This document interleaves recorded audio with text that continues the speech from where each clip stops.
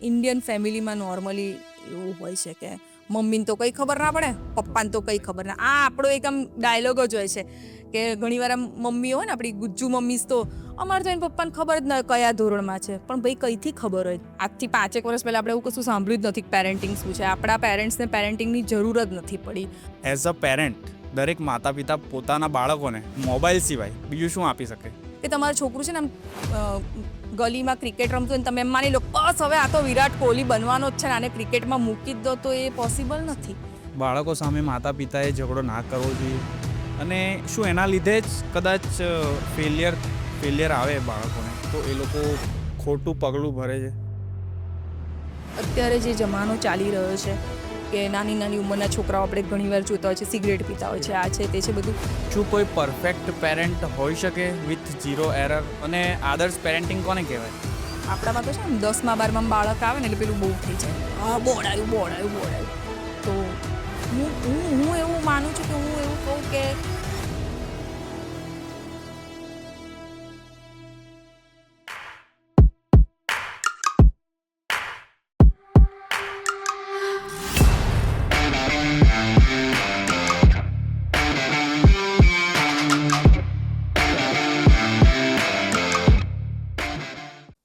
So finally, Sneha Shuklaji, parenting counselor and education coach, welcome. નમસ્તે, thank you so much.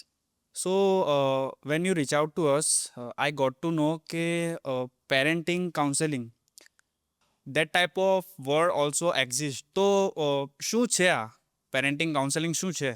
Actually બહુ સરસ સવાલ છે. આજથી 5 વર્ષ પહેલાં આપણે એવું કશું સાંભળ્યું જ નથી કે પેરેન્ટિંગ શું છે. આપણા પેરેન્ટ્સને પેરેન્ટિંગની જરૂર જ નથી પડી.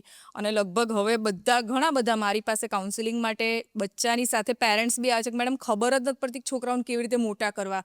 ટેન્ટ્રમ એટલા બધા હોય છે છોકરાઓને. હવે હું શું માનું છું કહું છું કે આપણી પહેલાંની જે જનરેશન હતી ને, કે તમારા માતા પિતા છે, મારા માતા પિતા છે, એ લોકો ફાસ્ટ લર્નર અને ફાસ્ટ મૂવ ઓન કરે છે. જો એ લોકોએ કોઈ દિવસ મોબાઈલ નથી જોયો, ડિજિટલ ફિલ્ડ ખબર નથી, ઓનલાઈન શોપિંગ ખબર નથી, ઓનલાઈન બેન્કિંગ કશું ખબર નથી. અત્યારે ક્યાંય બી જાય ને તો રેલવે સ્ટેશન કે રેસ્ટોરન્ટ કે ગમે ત્યાં જાય બધે ખાસ મોબાઈલની એમને જરૂર પડે. તો પણ એ લોકો શીખી ગયા વિધાઉટ કમ્પ્લેન શીખી ગયા, મૂવ ઓન થઈ ગયા. અને ઘણીવાર આપણે એ લોકોને સાંભળીએ છીએ બી ખરા કે આપણા જ પેરેન્ટ્સને કે આ તો બહુ સારું છે. પણ અત્યારની જે આ વચ્ચેની જનરેશન છે ને, આપણા માતા પિતા અને આપણા બાળકોની વચ્ચેની જે આપણી જનરેશન છે ને, એ લોકો મૂવ ઓન નથી કરી શકતા. એ લોકોને કશું જલ્દી શીખવું નથી, જે છે એમાં જ રહેવું છે. જેન જી જનરેશન. હા, એટલે એના કારણે છે ને એ લોકો એમના બાળકો સાથે એક બ્રિજ નથી બનાવી શકતા. અને એટલા માટે પેરેન્ટિંગની જરૂર પડે છે. સેકન્ડ થિંગ, આપણે બરોડાની વાત કરીએ કે એક ઇન્ડસ્ટ્રીયલ સિટી છે આખું. અત્યારે હવે વર્કિંગ કપલ્સ વધારે થઈ ગયા છે. અને હું એમ કહું કે એક બાળક જન્મે ને એની સાથે સાથે એક માતા પિતા પણ જન્મે છે. એમને કંઈ ખબર નથી હોતી. અને પેરેન્ટિંગ એ કંઈ રોકેટ સાયન્સ નથી કે યુનિવર્સિટીનો કોઈ કોર્સ નથી. આપણને આપણા બા દાદા કે જે કે એ પ્રમાણે આપણે કરતા જઈએ છીએ. પણ એની સાથે સાથે આપણે આપણું એટલું બધું ઇનપુટ અને આઉટપુટ ને બધું નાખવા જઈએ છીએ ને એમાં આપણે કન્ફ્યુઝ થઈ જઈએ છીએ, બાળકો બી કન્ફ્યુઝ થઈ જાય છે. અને એટલા માટે જ ક્યાંક ને ક્યાંક, અને એ બહુ સારી વસ્તુ છે કે એટલી જનરેશન અવેર છે, કે એટલી ખબર છે કે અમને નથી ખબર પડતી તો વી ફાઇન્ડ સમવન કે જે અમને સમજાવે કે પેરેન્ટિંગ શું છે. એટલે અને આમ જોવા જઈએ ને તો પેરેન્ટિંગ એક સીધી સાદી વસ્તુ છે two grow with your kids. જેમ જેમ તમારું બાળક મોટું થાય ને એમ તમારે મોટું થવાનું છે. આપણા સંસ્કૃતિમાં જે 4 અવસ્થા છે કે કિશોરાવસ્થા, તરુણાવસ્થા, બાલ્યાવસ્થા, યુવાવસ્થા. બાળક એમાં એક સ્ટેજમાંથી બીજા સ્ટેજમાં આવી જાય છે. એમાં એના બહુ બધા ચેન્જીસ આવે છે, પણ એની સાથે આપણા એ ચેન્જ આવતા નથી. તમે કદાચ આપણા વડવાઓને સાંભળ્યું હશે કે જવાન છોકરા પર હાથ ના ઉપાડાય, પણ આપણે એ સ્વીકારી જ નથી શકતા છોકરું જવાન થઈ ગયું છે. એટલે એના કારણે કદાચ થોડીક જનરેશન ગેપ વધતી જાય છે. અને એટલે પેરેન્ટિંગની જરૂર પડે છે કે કાઉન્સિલિંગની જરૂર પડે છે. તો શું કોઈ પરફેક્ટ પેરેન્ટ હોઈ શકે વિથ ઝીરો એરર? અને આદર્શ પેરેન્ટિંગ કોને કહેવાય? આદર્શ પેરેન્ટિંગ કે પરફેક્ટ પેરેન્ટિંગ જેવું કંઈ નથી હોતું. હું અત્યારે પેરેન્ટિંગ ઉપર આટલું બધું રિસર્ચ કરું છું કે આપું છું, લેક્ચર્સ આપું છું, કે જે બી તમે કહો, ક્યાંક કોઈ કિસ્સામાં કોઈ સંજોગોમાં મારા સંતાનોને બી હું પરફેક્ટ ના લાગતી હોઉં. એટલે પરફેક્ટ પેરેન્ટિંગ એ છે ને લાઈફ ટાઈમ સ્ટ્રગલ જેવી વસ્તુ છે. લાઈફ ટાઈમ એફર્ટ કરવા જ પડે. તમારે સતત તમારા બાળક સાથે ઊભું જ રહેવું પડે. અને પરફેક્ટ પેરેન્ટિંગનો મતલબ, કદાચ પરફેક્ટ પેરેન્ટિંગ માટે એક જ વસ્તુ કહીશ કે give space to your kids. એને સમય આપો, તમારો સમય આપો, એની સાથે સાથે એને જે જોઈએ છે ને એ સમય પણ એને આપો. કે ઘણીવાર આપણને એવું છે કે સતત એને પ્રોટેક્ટ કરવું, સતત એની સાથે રહેવું, કે સતત એ ક્યાંય બી જાય પહેલાં એના માટે રસ્તો આમ ક્લિયર કરી નાખવો, એ પેરેન્ટિંગ નથી. જ્યાં જરૂર પડે ત્યાં એને પ્રોટેક્ટ કરો, જ્યાં જરૂર પડે ત્યાં એને રોકો, જ્યાં જરૂર પડે ત્યાં એના મિત્ર બનો, જ્યાં જરૂર પડે ત્યાં એને ટોકો, અને જ્યાં જરૂર પડે ત્યાં એને છૂટો મૂકો. છૂટા મૂકવા બહુ જ જરૂરી છે. જો છૂટા મૂકશો, પહેલાંના જમાનામાં કેવું હતું, 4-5 સંતાનો હોય એટલે મા બાપ ઉછરી જાય એની જાતે છોકરાઓને. દે હેવ ડન, બધાએ કંઈકનું કંઈક કર્યું જ છે લાઈફમાં અચીવ. અને અત્યારે એક જ બાળક હોય કે 1 કે 2 બાળક હોય એટલે માતા પિતા એને પોતાની પ્રાઇવેટ પ્રોપર્ટી સમજે છે. એટલે સૌથી પહેલાં જો તમારે આદર્શ પેરેન્ટ બનવું હોય કે પરફેક્ટ પેરેન્ટ બનવું હોય તો treat your kid as an individual. એ એક ઇન્ડિવિડ્યુઅલ છે, તમારું બાળક છે, એની સાથે સાથે એની એક પર્સનાલિટી છે. એને સમજો ને એના પ્રમાણે વર્તો તો કદાચ તમે થોડા ઘણા અંશે પરફેક્ટ પેરેન્ટિંગની નજીક જઈ શકો એવું હું માનું છું. તો આ પેરેન્ટ કાઉન્સેલિંગ જે છે એમાં લોકોનું મિથ શું હોય છે? એકચ્યુઅલી અત્યારે કેવું છે ખબર છે, ઘણી બધી સ્કૂલમાંથી હાઇપર એક્ટિવ કિડ્સ, અત્યારે એક જનરેશન છે હાઇપર એક્ટિવ કિડ્સ. એનું બેઝિકલી રીઝન એવું છે કે પેરેન્ટ્સ અત્યારે જંક ફૂડ, એ બાળકનો જન્મ જ એવી રીતે થયો છે, હેલ્ધી ફૂડ રહ્યું નથી, માતા પિતાના જીન્સ એનામાં ટ્રાન્સફર એવા જ થવાના છે, એટલે હાઇપર એક્ટિવ કિડ આવવાનું છે. સેકન્ડ, મેં તમને પહેલાં કીધું એમ કે ન્યુક્લિયર ફેમિલી વધી ગયા છે, વર્કિંગ કપલ્સ વધી ગયા છે, કેરટેકર મેડ્સ એની જોડે બાળક મોટું થતું હોય છે, ડે કેરમાં મોટું થતું હોય છે, અને એ કંઈ ખોટી વસ્તુ નથી, જરૂરિયાત પ્રમાણે એ બધું કરવું જ પડે. પણ એના કારણે એનામાં છે ને એક જાતનું એંગર આવી જાય છે કે એને ખબર, એને જે કરવું હોય ને એ પીક લેવલ પર જઈને જ કરે છે. એટલે સ્કૂલમાંથી ને એમથી ઘણીવાર એવું કહે છે કે ભાઈ કાઉન્સિલિંગ કરો. એટલે કાઉન્સિલર શબ્દ સાંભળીને પેરેન્ટ્સ ગભરાઈ જાય છે. એમને એવું લાગે છે કે કાઉન્સિલર એટલે મારા છોકરાને ના જાણે કંઈ મોટી બીમારી છે, કંઈ એબનોર્મલ છે, મેન્ટલ પ્રોબ્લેમ છે. પણ એવું નથી. હું તમારા માધ્યમ દ્વારા દરેક દર્શકોને પણ કહેવા માંગીશ કે counselling is a simple therapy, જ્યાં તમારા બાળકને સમજવા માટે, સમજાવવા માટે એક ભાષા મળે છે, એક મીડિયમ મળે છે. ઘણીવાર એ તમને કંઈ નથી કહી શકતું હતું તો એક કાઉન્સિલર, આપણે ખબર છે ઘણીવાર ડિવોર્સના કેસીસને એમાં એમ સજેસ્ટ કરવામાં આવે છે કે કાઉન્સિલર પાસે જાઓ, કાઉન્સેલર પાસે જાઓ. કારણ કે જે વસ્તુ બગડી રહી છે એને કદાચ સુધારી શકે. શકે. એટલે નાનપણમાં કાઉન્સિલિંગ સ્કૂલવાળા સજેસ્ટ કરે એનો મતલબ એવું નથી કે કંઈક લાઈફ ટાઈમ ડિઝીઝ છે કે લાઈફ ટાઈમ કોઈ એને રોગ છે અને લાઈફ ટાઈમ એને રોજ તમારે લઈને જવો જ પડશે, એવું નથી. કદાચ કંઈક એવી વસ્તુ, કંઈક એવું ખૂટે છે તમારા ને એની વચ્ચે, કે કોઈક એવી કડી તૂટે છે કે જેને કાઉન્સિલર જોડી અને એના ગ્રોથમાં હેલ્પ કરી શકે. એટલે કાઉન્સિલિંગ એ નોટ અ બેડ થિંગ, એ ગુડ થિંગ છે. જો તમને ક્યાંયથી સજેસ્ટ કરવામાં આવે કે તમારા બાળકને કાઉન્સિલિંગ આપો તો ગો ફોર ધેટ. કદાચ એ તમને જ હેલ્પફુલ થશે. અને હું તો બીજી એક વસ્તુ કહું કે મને તો એવું ઘણીવાર લાગે છે કે બચ્ચા કરતાં છે ને પેરેન્ટ્સને કાઉન્સિલિંગની અત્યારે વધારે જરૂર છે. કે બાળક તો બિચારું એની જિંદગી જીવ્યા જ કરે છે, પણ પેરેન્ટ્સ ખબર નહીં કઈ રેસમાં દોડે છે, પરફેક્ટ ને ટોપર થવાની રેસમાં જે પોતે દોડી રહ્યા છે ને એના કારણે બાળકનું બાળપણ ક્યાંય છીનવાઈ રહ્યું છે, અને એના કારણે જે નાના મોટા ઇસ્યુ થતા હોય છે. હા, તમે જે કીધું કે બાળકોનું બાળપણ જે છે એ છીનવાઈ રહ્યું છે, તો આજનું જે આધુનિક યુગનું જે ભણતર છે, શું એ ભારરૂપ છે કે ભાર વિનાનું છે? ભણતર ભારરૂપ તો છે, પણ એની સાથે ભણતરની બેગો વધારે ભારરૂપ છે. ભારરૂપ છે. તમે જોતા હશો નાના નાના છોકરા બિચારા એટલી બધી બેગો લઈને જાય છે, અને એકચ્યુઅલી બહુ અનનેસેસરી વસ્તુ છે. એકચ્યુઅલી આપણી જે ન્યૂ એજ્યુકેશન પોલિસી છે, કે જે શિક્ષણની નવી પોલિસી પ્રમાણે 1 બુક 1 સિલેબસ, NCERT સિલેબસ, એટલે એવું કરવામાં આવ્યું છે કે ભારતના ગામડામાં જે બુક ચાલે ને એ બી ભારતના સૌથી મોટા મેટ્રો સિટીમાં એ જ બુક ચાલે. અને એ બુક તમે જોશો ને આટલી નાની પાતળી અમથી સાવ સાદી બુક છે, બરાબર. પણ એ આપણું જે શાળાઓનું ઔદ્યોગિકરણ કે વેપારીકરણ કહો એના કારણે સ્કૂલોને એ એક બુક મંજૂર નથી. એટલે એક બુકની સાથે અમને 4 બીજી 2 બુકો જોડી દીધી. અને એ તો ઠીક છે, પેરેન્ટ્સને એવું થાય છે મેડમ આના સિવાય શું ભણાવીએ, પણ જે બુક છે એ તો પહેલાં ભણાવો. અને એટલું બધું પ્રોજેક્ટ વર્ક, આ વર્ક, ઓલું વર્ક, એપ્લિકેશન બેઝ સ્ટડી થઈ ગયું છે. એના કારણે 100% છોકરાઓ માટે શિક્ષણ ભારરૂપ બની ગયું છે. અને જે પેલું આપણે કહેતા હતા ને, અત્યારે હું તમને એક સિમ્પલ એક્ઝામ્પલ આપું ને, કે તમે કોઈ 80 વર્ષના દાદાને બી પૂછશો ને કે ભાઈ હિન્દ છોડો આંદોલન શું હતું, કે ભારત છોડો આંદોલન શું હતું, એમને બધી ખબર છે. બધી ખબર છે. હવે 10માં આવેલા છોકરાએ 5મા 6માં ભણ્યું છે ને તે ભૂલાઈ ગયું છે, એને નથી ખબર.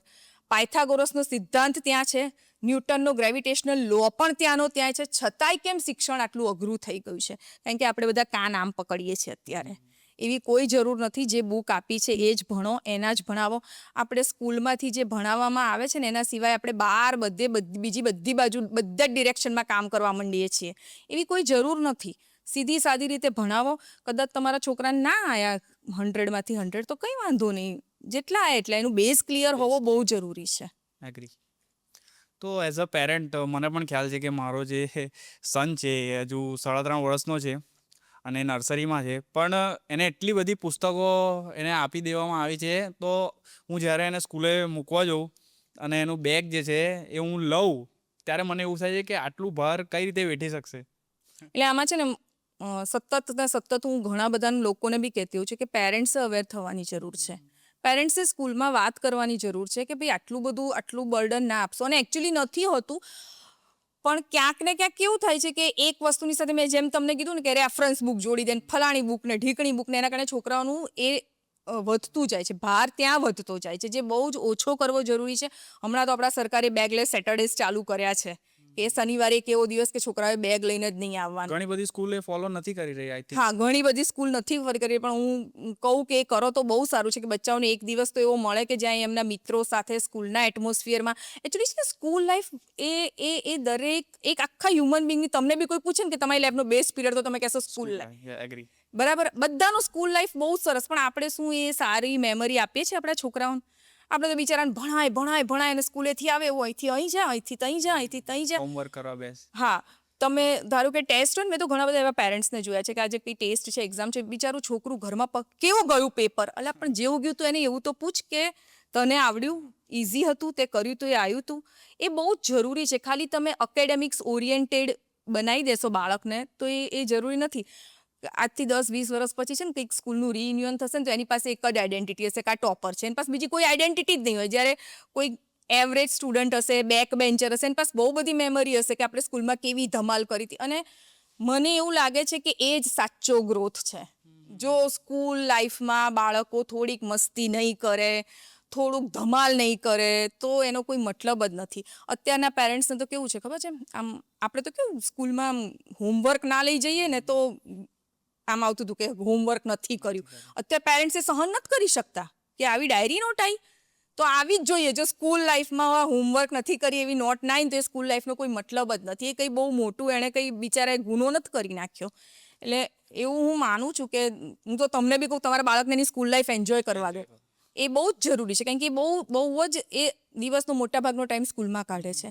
હવે એ એવી જગ્યાએ જ્યાં એન્જોય જ નહીં કરે તો એનો કોઈ મતલબ નથી. એક રોબોટની જેમ થેલો લઈને જશે ને થેલો લઈને આવશે. એના કરતાં એની લાઈફ એન્જોય કરે.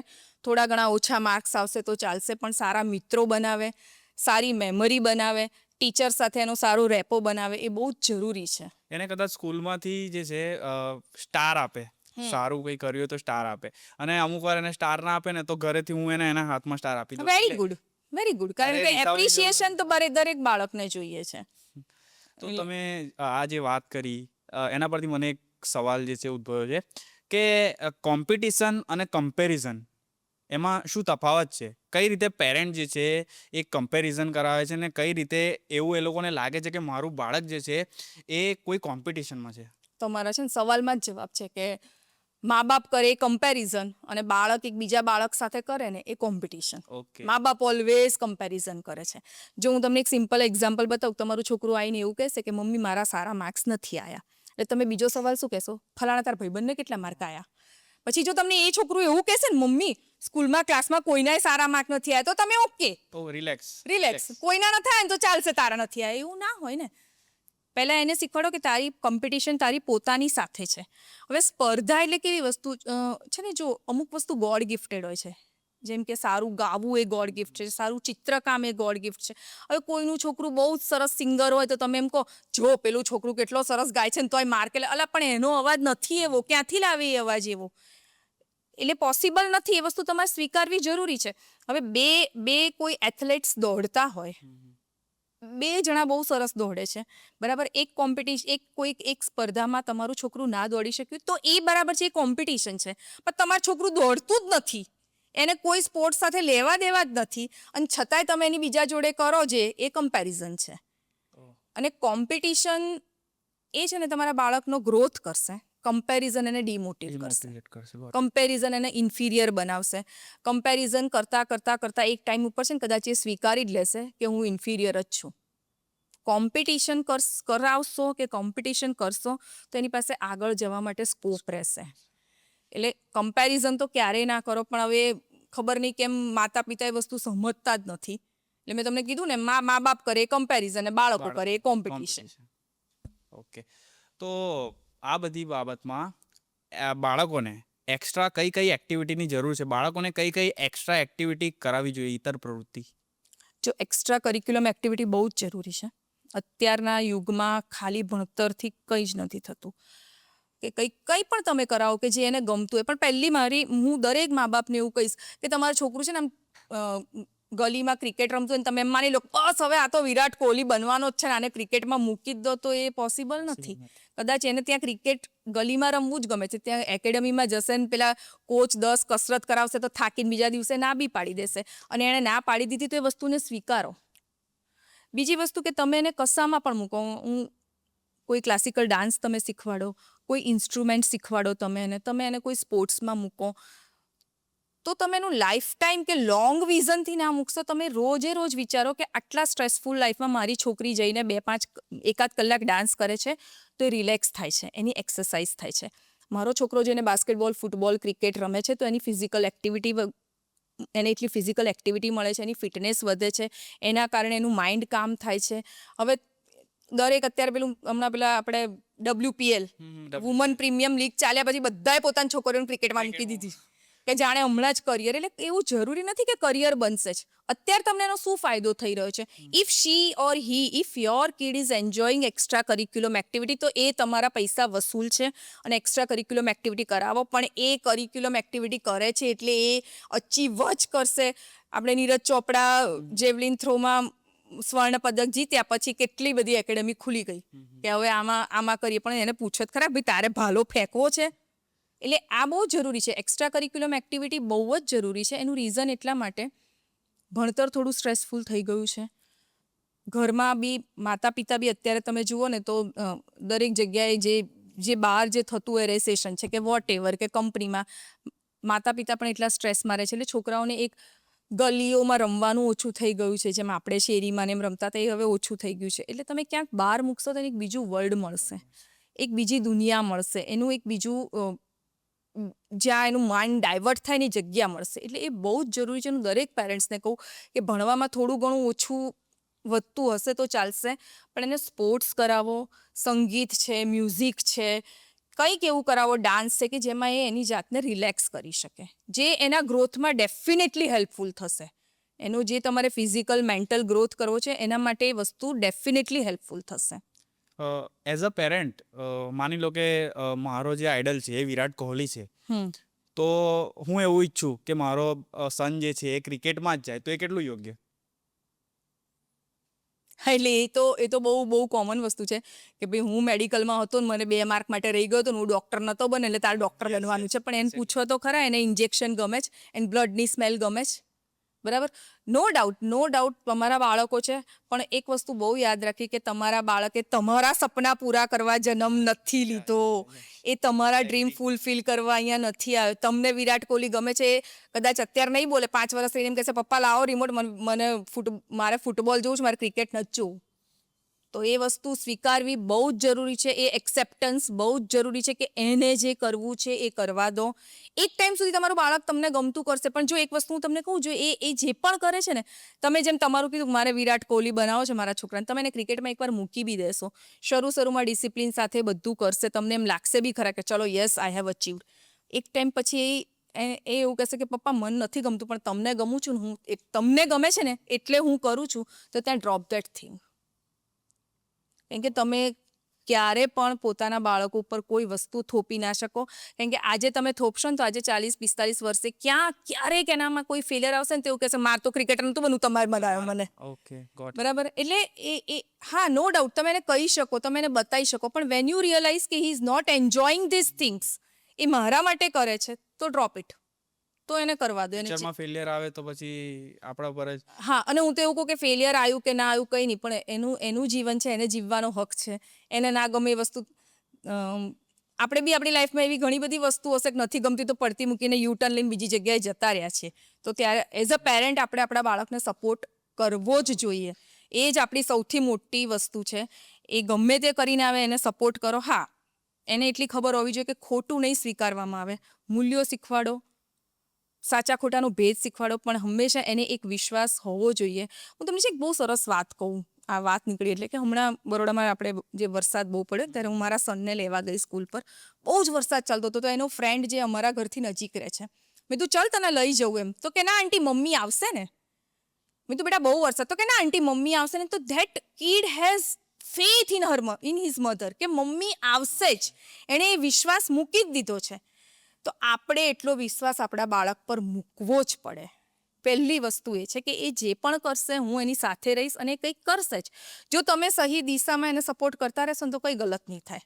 અને કદાચ ગલત થયું તો બી શું છે, તમે શેના માટે છો? Yes yes. એ એટમોસ્ફિયર બિલ્ડઅપ કરવું બહુ જ જરૂરી છે. અને આ સવાલ હું એટલા માટે પૂછ્યો કે ઘણા બધા પેરેન્ટ્સ જે છે એ રીતે પોતાના સપના પૂરા કરવા પોતાના બાળકોને જે છે એમના જે ફિલ્ડમાં જે છે એ થોપી દે છે. એટલા માટે હું આજે સવાલ કર્યો. હા, એ પણ એવું બહુ જરૂરી નથી જ. મેં તમને કીધું એ તમારા સપના પૂરા કરવા માટે જન્મ નથી લીધો. એ તમારા સપનાનું મીડિયેટર બિલકુલ નથી. તમારું સપનું કંઈક ઓર અને તમારા વાઈફનું સપનું કંઈ ઓર, તો બિચારો બંનેના સપના પૂરા કરશે. એને એનું સપનું જોવા દો, એને એનું સપનું પૂરું કરવા દો, કરી લેશે એની. Border 2 પિક્ચર મૂવી જોઈને કોઈને એવું થાય કે મારા દીકરાને જે છે હું આર્મીમાં મોકલી દઉં દેશભક્તિ માટે. હા, દરેકને થાય. દરેકને જો પોતાના બાળકને બધાને એવું જોઈએ કે હું મારા બાળકને બેસ્ટ આપું. હું મારા જ ઘરની વાત કરું. મારા 2 સંતાનો છે. એક મેડિકલ લાઈનમાં છે ને એકને ભણવા ગણવા સાથે કોઈ લેવા દેવા નથી. તો શું કરવાનું? એટલે એવું જરૂરી નથી. તમારે એ વસ્તુ સ્વીકારવી બહુ જ જરૂરી છે કે તમને નાનપણથી છે ને ઘણી વાર ખબર પડી જાય છે કે તમારા બાળકને શું કરવું છે. એની એબિલિટી ખબર પડી. એની એબિલિટી ખબર પડી જાય છે કે એને શું કરવું છે. ને એને જે કરવું છે ને એ દિશામાં સર્ચ કરો, એ દિશામાં એની સાથે આગળ વધો. અને એની સાથે એ શરતે જ આગળ વધો કે તું ફેલ થઈશ કે સક્સેસ જઈશ, હું તારી સાથે છું. એઝ અ પેરેન્ટ આટલું બી તમે કરી લો ને તો બહુ થઈ ગયું. મને એક મૂવીનો ડાયલોગ યાદ આવી ગયો કે પાપા મેં કમ પૈસે કમાऊंगा લેકિન ખુશ रहूंगा. ખુશ રહુંગા. હા, હેપીનેસ બહુ જ જરૂરી છે. હેપીનેસ બહુ જ જરૂરી છે. કારણ કે હું તમને કહું કે હું કાઉન્સિલિંગ કરું છું, મારી સાથે બાળકો આવે છે. કદાચ આપણી પહેલાંની એજ સર્વાઈવ કરી ગઈ, કદાચ તમારી એજ સર્વાઈવ કરી ગઈ, મારી એજ સર્વાઈવ કરી ગઈ, પણ હવેની જે જનરેશન છે ને એ લોકો નથી કરી શકતા સર્વાઈવ. એ લોકો નથી ફાઇટ આપી શકતા, નથી સ્ટ્રગલ કરી શકતા. કેમ? બધું જ રેડી મળ્યું છે. બધું જ. એમને કંઈ કશા માટે છે ને કોઈ વસ્તુ માટે સ્ટ્રગલ જ નથી કરવી પડી. એટલે કદાચ એ જનરેશન માટે બહુ ટફ થઈ જાય. એટલે એમની સાથે ઊભા રહેવું એ જ સૌથી મોટું તમારું એક ડ્યુટી કે જે પણ કહી શકો કર્તવ્ય છે. અને હાલના સમયમાં એવું આપણને જોવામાં આવે છે કે જે પણ પેરેન્ટ્સ હોય છે, હવે માની લો કે પિતા જે છે એ તો જોબ જતા રહે અને માતા ઘરનું કામ કરે, એ વખતે છોકરાઓને જે છે મોબાઈલ આપી દે છે અને મોબાઈલથી જે છે એડિક્શન એ લોકોનું વધી જાય છે નાનપણથી જ. તો મોબાઈલનું એડિક્શન કઈ રીતે છોડાવવું બાળકો? એટલે છે ને હવે હું એક વસ્તુ તમને કહું, બહુ તમે આમ ફોન લઈને બેસો ને તો એ આયા જ કરશે. મોબાઈલ છોડાવો, મોબાઈલ છોડાવો, મોબાઈલ છોડાવો, મોબાઈલ છોડાવો. બધા પેરેન્ટ્સનું હેડેક બની ગયું છે મોબાઈલ. સંપૂર્ણપણે મોબાઈલથી બાળક છૂટે ને એ પોસિબલ છે જ નહીં. પહેલાં તો એ વસ્તુ સમજવી જરૂરી છે. કારણ કે તમે પોતે મોબાઈલ છોડવાના છો. આપણે જે કરીશું ને એ જ બાળક કરવાના છે. આપણે પણ ઇન્સ્ટાગ્રામ ઓપન કરીએ તો કલાક કાં તો તમે મોબાઈલ છોડી દો તો સદંતરે છોડી દો. તમે એને કહી શકશો, કરી જ કહેશે પપ્પા તમે તો મોબાઈલ જો, મને કેમ ના પાડો છો? કહેશે જ. આજની જનરેશન છે, તરત ને તરત સામે કહેવાના જ છે. એટલે ઇવન હવે અત્યારે એવું થયું છે કે સ્કૂલ વર્ક બી મોબાઈલ પર આવે છે. એટલે total we live in a digital era. બરાબર? આપણે એક ડિજિટલ એરામાં જીવીએ છીએ. એટલે ટોટલ મોબાઈલ છૂટી જાય. 80 વર્ષના કાકાઓનું વોટ્સઅપ ગ્રુપ હોય છે. બરાબર? તમે જુઓ તો એ પણ ઇન્સ્ટા પર 90 વર્ષની દાદી બી રીલ બનાવતી હોય છે. તો એ તો પોસિબલ નથી જ કે સદંતર મોબાઈલ છોડી જ દે. પણ હા, ઇવેન્ચ્યુઅલી આપણે સ્ક્રીન ટાઈમ એનો ઓછો કરી શકીએ. ઘણી બધી નાની એવી ટિપ્સ છે કે તમે તમારું બાળક મોબાઈલ જોતું હોય તો હું તમને શેર કરીશ કે ધારો કે તમારું છોકરું રોજ જે મોબાઈલ જોવે છે તો એને એક ટાઈમ નક્કી કરો કે તારા જે આખા દિવસનું સ્કૂલેથી તું આવે છે કે ભાઈ ક્લાસમાં જાય છે કે રમવા જાય છે કે એની વચ્ચે આજે 10-15 મિનિટ એટલો જ ટાઈમ તું મોબાઈલ જોઈશ. તો એ 100% તમને સપોર્ટ કરશે. સેકન્ડ, તમે એવું કરી શકો કે તમે મોબાઈલ જોતું હોય ફટ કરતું તમે લઈ લેશો ને તો એની જે ક્રેવિંગ છે ને વધશે. એ નહીં કરો. એને 5 મિનિટનો વોર્નિંગ ટાઈમ આપો કે તારી પાસે 5 મિનિટ છે, 5 મિનિટ પછી હું મોબાઈલ લઈ લઈશ. અમુક નક્કી કરો કે બેડરૂમમાં તો મોબાઈલ નહીં જ જોવાનો. પણ હવે આપણે જ સૂતા મોબાઈલ જોઈએ એટલે બિચારો એ જોવાનું જ છે. એ નક્કી કરો બેડરૂમમાં મોબાઈલ નહીં જોવાનો, મોનિટર કરો કે એ શું જોવે છે. એટલે ઇવેન્ચ્યુઅલી કદાચ આનાથી મોબાઈલનું એનું જે એડિક્શન છે ઓછું થશે. બાકી તમે એમ વિચારતા હોય કે મોબાઈલ લઈને તિજોરીમાં બંધ કરીને બુક્સનો ઢગલો, મેગેઝિનનો ઢગલો, ટોયઝ ને બ્લોક ને બધું આપી દઈશ, બિલકુલ પોસિબલ નથી. કારણ કે કોઈ વસ્તુ તરત ને તરત થશે જ નહીં. ઇમ્પ્લિકેશન કરાવતા પહેલાં તમારે પોતે વસ્તુ કરવી પડશે કે ચલ આપણે એટલો ટાઈમ છે કે જમ્યા પછી 10-15 મિનિટ આપણે બંને જણા મોબાઈલ ના જોઈએ. સાયકલિંગમાં લઈ જાઓ, જો આખો દિવસ બચ્ચું મમ્મી જોડે રહેતું હોય તો સાંજનો અડધો કલાક પપ્પા એને સાયકલિંગમાં લઈ જાય, દોડવા લઈ જાય. તો આવી નાની વસ્તુઓ કરવાથી ધીમે ધીમે એનું માઇન્ડ ડાયવર્ટ થશે અને મોબાઈલનું એડિક્શન છૂટી જશે. સ્કૂલમાંથી કોઈ વર્ક આવે છે તો ઘરે મોટું બોર્ડ રાખો, તમે પોતે બધું બોર્ડ પર લખી દો, પ્રિન્ટ આઉટ કરીને એને આપો તો ઓછું થશે. બાકી એવું તો હું તો માનતી નથી કે એકદમ સદંતર આજની જનરેશન મોબાઈલ છોડી દે, પણ બહુ જરૂરી છે સ્ક્રીન ટાઈમ ઓછો કરાવો. કારણ કે એ ખાલી આંખોને નુકસાન નથી કરતા, એના ગ્રોથને પણ 100% ફિઝિકલ અને સાયન્ટિફિકલી પ્રૂવ છે કે જે બચ્ચાઓ સદંતર બેસીને મોબાઈલ જોયા કરે છે એના ફિઝિકલ અને મેન્ટલ ગ્રોથ પર ઇફેક્ટ થાય છે. અને બીજું કે એની પેશન્સ લેવલ પતી જાય છે. મોબાઈલ કેવો આમ ફટાફટ ફિંગર ટીપથી જવા દો એટલે એને છે ને જ્યાં ક્યાંક રાહ જોવાની આવશે ને તો એ નહીં જોઈ શકે. કારણ કે એને બધું આમ કરવાની ટેવ પડી ગઈ છે. એટલે એ ઘણી બધી નુકસાન કરે છે. પણ નાની ટિપ્સ અને નાની વસ્તુઓ ફોલો કરવાથી એડિક્શન છૂટી શકે છે. અને આ જે પણ માતા પિતા છે એ તમે જોયું હશે કે બાળકોના જે છે અલગ ફોન હોય, તો શું એ બી કે એ લોકોને અલગ ફોન લઈ આપે છે કે જો હું એને નવો ફોન નહીં લઈ આપું તો એ મારો મોબાઈલ યુઝ કરશે અને મને મોબાઈલ યુઝ કરવા નહીં મળે? હા, એટલે આમાં કેવું હોય છે કે હવે એવું થઈ ગયું છે કે પહેલાં આટલા સેફટી, અત્યારે દરેક પેરેન્ટ્સ બાળકને ક્યાંક મોકલે ને તો મોબાઈલ આપે છે કે તું પહોંચી ગયો કે પહોંચી ગઈ. તો એનો જે યુઝ છે ને એ કન્સ્ટ્રક્ટ કરો થોડું કે અને મારો મોબાઈલ તું ના જોવે એટલે તને મોબાઈલ લઈ આપું છું, એ તો બહુ રોંગ વસ્તુ છે. હું અહીંયા તો ખરેખર એવું કહું છું કે એ તો બહુ ટોટલ ઝીરો, એ તો ચાલે જ નહીં પેરેન્ટ્સ તરીકે કે તું મારો મોબાઈલ ના જોવે એટલે તને મોબાઈલ આપ્યો છે જોવા માટે. તો એ ખરેખર ગલત વસ્તુ છે. થોડીવાર ભલે ટીવી જુએ અને ટાઈમ પાસ કરવા માટે ટીવી જુઓ, ટીવી આપણે બી જોઈને મોટા થયા છે, ટીવી જુઓ, પણ મોબાઈલ જોવા માટે નવો મોબાઈલ આપવો ને એ તો બિલકુલ ખોટી વસ્તુ છે. એ તો ના જ કરવી જોઈએ. કેમ કે એવું જોવામાં આવ્યું છે કે કોઈ બાળક રડતું હોય તો કે ચૂપ થા, તને મોબાઈલ આપી દઉં છું, પછી મોબાઈલ એમને આપી દે, બાળક ચૂપ થઈ જાય. હા, કારણ કે મોબાઈલમાં એને બધું બહુ મળે છે, એને બધું જ મળે છે, એને જે જોવું છે એ મળે છે અને એને બહુ સારી રીતે ખબર છે કે હું રડીશ અને મને મોબાઈલ મળશે એટલે હું ચૂપ જઈશ. પણ હવે આ હેબિટ જો તમે જ તમારા બાળકમાં પાડી દીધી છે તો હવે એમાંથી બહાર નીકળવાના પ્રયત્ન એના કરતાં પહેલાં તમારે કરવા પડશે. અગ્રી. અને એ ગલત મેથડ છે, ટોટલ રોંગ મેથડ છે. જો એ રડે છે તો એને કંઈક નવું ટોય લઈ આપો, જો એ રડે છે તો એને ક્યાંક બહાર લઈ જાઓ, જો રડે છે તો એની જોડે તમે રમો. અત્યારે પેરેન્ટ્સે રમવું તો છે જ નહીં બાળક સાથે. કોઈ પેરેન્ટ્સે તમે 6 બોલ નાખવાના કહેશો ને તોય નહીં, ભાઈ તું તારી રીતે રમને. એના તમારો ટાઈમ એને આપો ને. એને કોઈ જોઈએ છે મોબાઈલ શું કરવા જોઈએ છે? કારણ કે એની પાસે કોઈ છે નહીં. તમે બેસો ને તમે ઇવેન્ચ્યુઅલી આમ પીસફુલી, પેશન્સલી 1 કલાક હું પણ મારો ફોન સ્વિચ ઓફ કરી, બીજું બધું બંધ કરીને હું તારી સાથે 1 કલાક બેઠો છું. જુઓ તમારું છોકરું મોબાઈલ નહીં જુએ અને મા બાપ તરીકે 1 કલાક તો તમે આપી જ શકો ને. કેટલી બધી વસ્તુ હોય છે એના ઘરમાં પડેલા રમકડા. હું તો ઘણી બધી મમ્મીઓને બી કહેતી હોઉં છું કે તમે આમ શાકભાજી લઈને આવો ને તમે તો છોકરાને કે ચલ તું મને આમાંથી બધા વેજીટેબલ્સ છૂટા પાડીને આપ, ઘરનું નાનું કામ એને કરાવો, ઘરમાં પ્લાન્ટ્સ છે તો તું પાણી નાખ, ક્યાંક બિઝી કરો કે એ મોબાઈલ પાસે જાય જ નહીં. એટલે મા બાપ તરીકે તમારી પાસે ઘણું બધું છે કરવા માટે, પણ કરવું પડે. અને તમારા આ જવાબ પરથી મને 2 સવાલો જે છે ઉદ્ભવ્યા છે મારા મગજમાં. સૌથી પહેલો તો એ કે આપણે જે છે એઝ અ પેરેન્ટ દરેક માતા પિતા પોતાના બાળકોને મોબાઈલ સિવાય બીજું શું આપી શકે? સમય પોતાનો આપી શકે. પહેલી વસ્તુ એ બહુ જ જરૂરી છે. બીજી વસ્તુ, સૌથી સારામાં સારું કોઈ ગ્રોથ માટે કોઈ વસ્તુ હોય ને તો બુક્સ, જે અત્યારે કોઈ જ નથી વાંચતું. હું તો ઘણી જગ્યાએ જોઉં છું આમ ગદ્દીમાં બુક્સ જતી રહે છે. આપણા કેટલા બધા મેગેઝિન્સ, બચ્ચાઓના મેગેઝિન્સ મળે છે, એ બંધાવો, એ વાંચો. આજે છે ને ઇંગ્લિશ મીડિયમમાં ભણતા છોકરાઓ ન્યૂઝપેપર વાંચવાની ટેવ નથી, તો તમે ન્યૂઝપેપર વાંચો તમારા છોકરાઓ સાથે. બોર્ડ ગેમ્સ આવે છે, તમે એ બેસીને એની સાથે રમો. અને સૌથી વધારેમાં વધારે કોઈ વસ્તુ જરૂરી છે ને તો કમ્યુનિકેટ વિથ યોર કિડ્સ. એને સાંભળો. સૌથી પહેલાં પેરેન્ટ્સે લિસનર બનવાની જરૂર છે. આપણે એને સાંભળતા જ નથી અને કદાચ સાંભળવાની શરૂઆત કરીને બિચારું કંઈ બોલે ને તો 2 વાક્ય, હે તે આવું કર્યું, કેમ આવું કર્યું? પણ શું, પણ એનું વાક્ય તો પૂરું થવા દો પહેલાં, પછી તમને બીજું. એટલે સૌથી પહેલી વસ્તુ તમે જેમ પૂછ્યું ને કે શું આપી શકો, તો એને સાંભળો. એને તમે જ્યારે સાંભળશો ને ત્યારે 10માંથી 4 વાત તમને એવી બી લાગશે કે તમને એમ કે તે આવું કર્યું, આમ કર્યું, તેમ કર્યું, તો રિએક્ટ ના કરશો. બીજા દિવસે એને કહો કે આ રોંગ હતું, રાઈટ હતું. કારણ કે બાળકને સૌથી વધારે એ જ જોઈએ છે ને, નાનું હોય ને બચ્ચું ત્યારે મમ્મી મમ્મી, પપ્પા પપ્પા, એની પાસે એટલું બધું કહેવાનું હોય ને કે હું શું એમને કહી નાખું ને શું કરી કાઢું. અને જ્યારે તમને એમ લાગે ને કે તમારું બાળક બોલતું બંધ થઈ ગયું છે, ક્યાંક ઇન્ટરેસ્ટ નથી રહેતું કોઈ વસ્તુમાં, ત્યારે you have to worry about that. અને ત્યારે એની સાથે કમ્યુનિકેટ. અત્યારે સૌથી મોટો પ્રોબ્લેમ જ છે કે we are not communicate with kids. આપણે એને એટલી લાઈફ બિઝી કરી નાખી છે ને, સ્કૂલથી ક્લાસ, ક્લાસથી સ્કેટિંગ, પછી સ્વિમિંગ, પછી આ, પછી તે, એટલે આઈને એ થાકી ગયું ને આપણે થાકી ગયું હોય. એના કરતાં તમારી સાથે રાખો ને, થોડા ટાઈમ જ તમારી જોડે રહેવાનું છે, પછી તો તમારી સામે નથી જોવાના બાળકો. જ્યાં સુધી તમારી સાથે છે ત્યાં સુધી રાખો, વાતો કરો, બેસો, એ બહુ જ જરૂરી છે. ઘરનું વાતાવરણ હેપી રાખવું બહુ જ જરૂરી છે.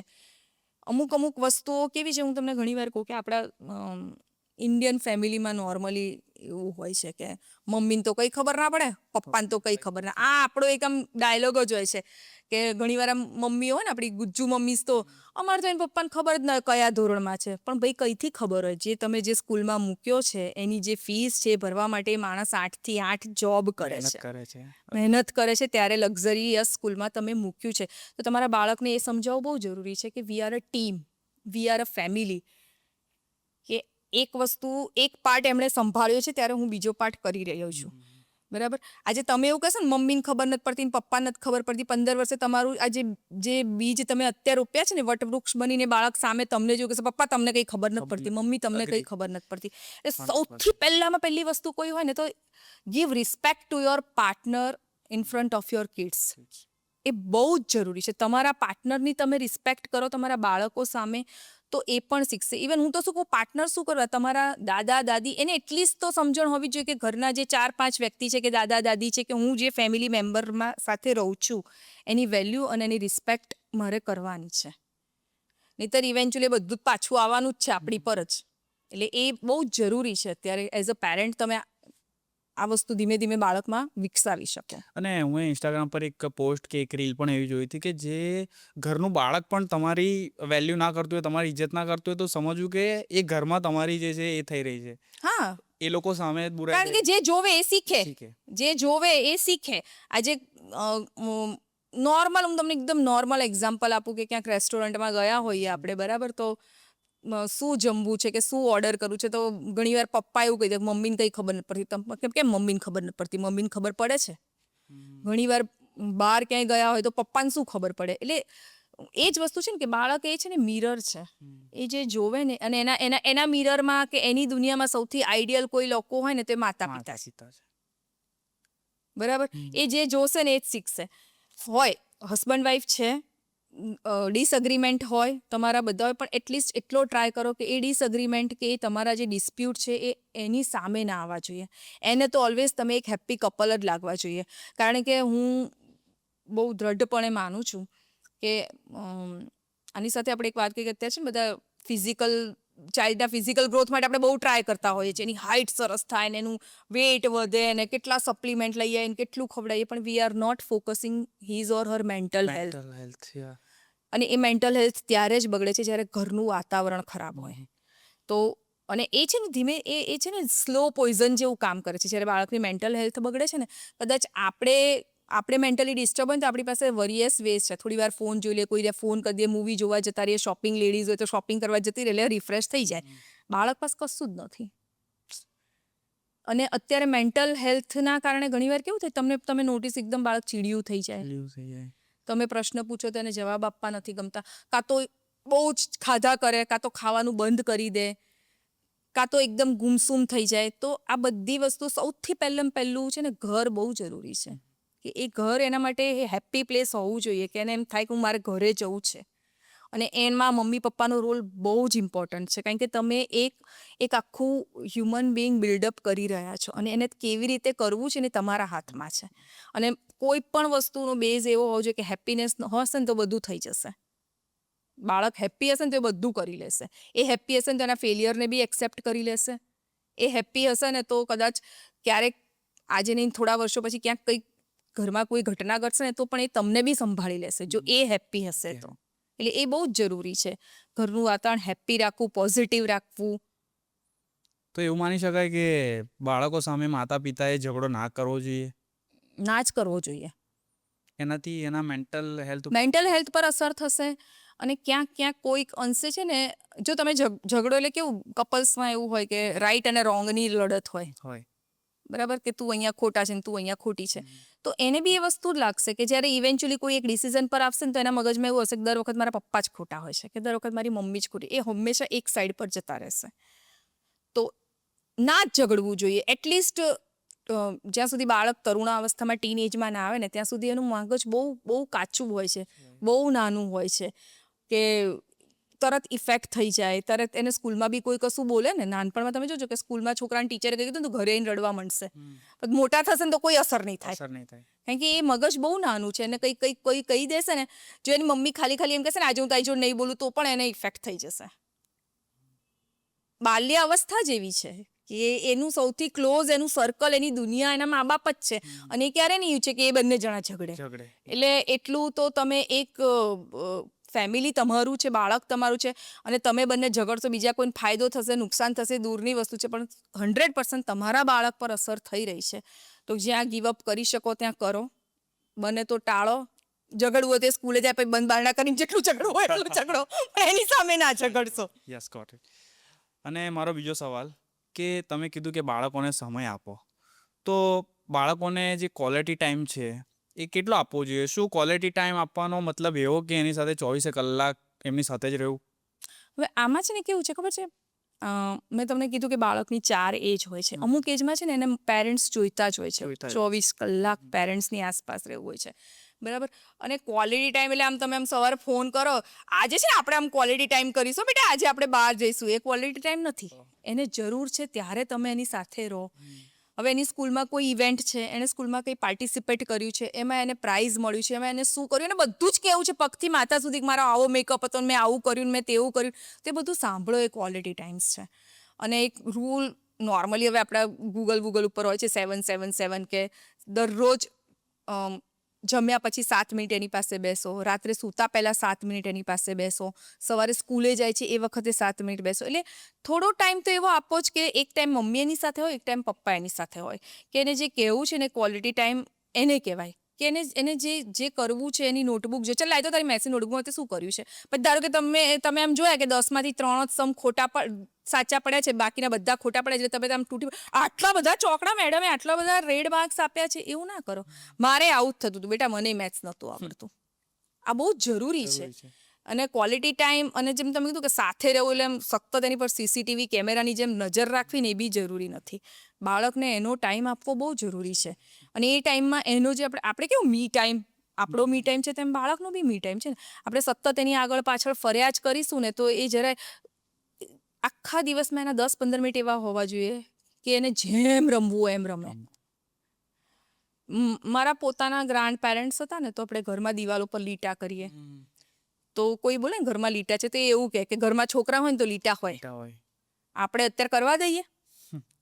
તો એ આપણે બધી વસ્તુ, અને ક્યાં સુધી કરશે એ લીટા, ક્યાં સુધી કરશે? 5 વર્ષ 7 વર્ષ પછી તો નથી જ કરવાનું. એટલે એ મી ટાઈમ કોને કે એનો ટાઈમ એને આપો, કે પછી એ 10-15 મિનિટે શું કરે છે, ફ્લોર પર ગમે એમ ટોયસ ફેરવીને જેમ રમવું હોય એમ રમે, પાણીમાં જેમ રમવું હોય એમ રમે, એના બોલ સાથે જેમ રમવું હોય એમ. છોકરીઓ, હું જો નાની છોકરીઓ એટલું સરસ રમતી હોય, ઢીંગલીને તૈયાર કરે, ઢીંગલીના લગ્ન કર્યા, તો એને જે રમવું છે એ રમવા દો, પણ એ 10-15 મિનિટમાં તમારું ઇન્ટરફિયરન્સ ના રાખો. બાળપણ નાચીને એ એનું બાળપણ, એનો બહુ સરસ પીરિયડ હોય કે જ્યારે એ એકલી જ એની ઢીંગલી સાથે વાતો કરતી હોય, તો આપણે જઈને શું રમે છે, કેમ આમ કરે છે, પણ એને રમવા દો ને જે રમે છે. અને એના કારણે એનો જે ગ્રોથ થશે ને એ અનધર લેવલનો હશે. પણ હવે પ્રોબ્લેમ ત્યાં છે કે આજકાલના પેરેન્ટ્સને છે ને બધું જ બનવું છે. તમે જો આપણે સ્કૂલમાં હતા ને તો આપણને તો આમ માર પડતો હતો, શિક્ષા થતી હતી, અંગૂઠા પકડાવાતા હતા, ક્લાસની બહાર ઊભા રખાતા હતા, આમ કાન ટીચર મરોડતા હતા. હવે તો બિચારા ટીચરોના હાથ બંધાઈ ગયા છે, કશું બોલાતું નથી. કંઈક જો કીધું ને તો બીજા દિવસે પેરેન્ટ્સ મોરચો લઈને મારી છોકરીને આમ કીધું ને તેમ કીધું ને, હા, ન્યૂઝમાં આવી જાય. હવે હું એવું કહું છું કે તમારો બાળક તમારા કરતાં વધારે ટાઈમ શિક્ષક સાથે વિતાવે છે. એની પર્સનાલિટીના અમુક ટ્રેટ એના ટીચરને જ ખબર છે. અને શિક્ષક ક્યારેય ખરાબ ના હોય. હશે 1000-100માં એકાદ શિક્ષક એવું હશે, પણ શિક્ષક ક્યારે, હું ઘણા બધા 10th-12thના છોકરાઓ કે કોઈ પણ હું એવું કહું કે બહુ જ આખી બેચનો જે સૌથી નોટી છોકરો હોય ને કે ભણ્યું જ ના હોય આખું વર્ષ, અને આખું વર્ષ ટીચર એવું કે તું તો નપાસ જ થવાનો છો જોજે તું, પણ તો એ ટીચર અંદરથી તો એવું જ ઈચ્છતું હોય કે ભલે 35 માર્કે આ પાસ થઈ જાય ને આનું વર્ષ ના બગડે. એ શિક્ષક બરાબર. પણ હવે અત્યારે પેરેન્ટ્સ એમાં બી ઇન્ટરફિયરન્સ. તમે મારા છોકરાને આમ કીધું, તમે મારા છોકરાને તેમ કીધું, તમે આમ કર્યું. અરે વાત જવા દો, ડોક્ટરો જોડે ઇન્ટરફિયરન્સ કરે છે પેરેન્ટ્સ. મારા છોકરા આ દવા નથી ફાવતી હો ભાઈ, આ દવા આપજો. પણ શું કરવા, પેલા અંદર કોઈ ગેમમાં મૂક્યો હોય, સ્પોર્ટ્સમાં મૂક્યો હોય, અંદર રમતું હોય છોકરું, તો બહારથી પોતે બૂમો પાડશે કે આમ કર તેમ કર, પણ અંદર છે એને મોનિટર કરવાવાળા એના કોચ છે, તમારે આટલી બૂમો પાડવાની જરૂર નથી. એટલે પ્રોબ્લેમ જ એ છે કે પેરેન્ટ્સને પેરેન્ટ્સ સિવાય બધા જ રોલ નિભાવવા છે. ટીચરે બનવું છે, ડૉક્ટરે બનવું છે, કોચે બનવું છે, અને એના કારણે છે ને પેલું છોકરું આમ કંટાળી જાય છે કે આ શું આટલું બધું બધે જ તમારું ઇન્ટરફેસ. એને થોડો સ્પેસ આપો, એને થોડું છૂટું થવા દો. એને બહાર મૂક્યું છે તો એ ત્યાં જે કરે, જેના હાથમાં તમે સોંપ્યું છે, કમાન સોંપી છે, એની પર વિશ્વાસ રાખો. એને જે કરવું છે એ ઇવેન્ચ્યુઅલી કરવાનું જ છે. એટલે પેરેન્ટ્સ માટે બહુ જ જરૂરી છે કે એને એનો ટાઈમ આપો. હું બધા પેરેન્ટ્સને, તમારો ટાઈમ તો આપો, પણ બાળકને એનો પોતાનો ટાઈમ આપો. 20-25 મિનિટ એને જે કરવું છે એ કરવા દો.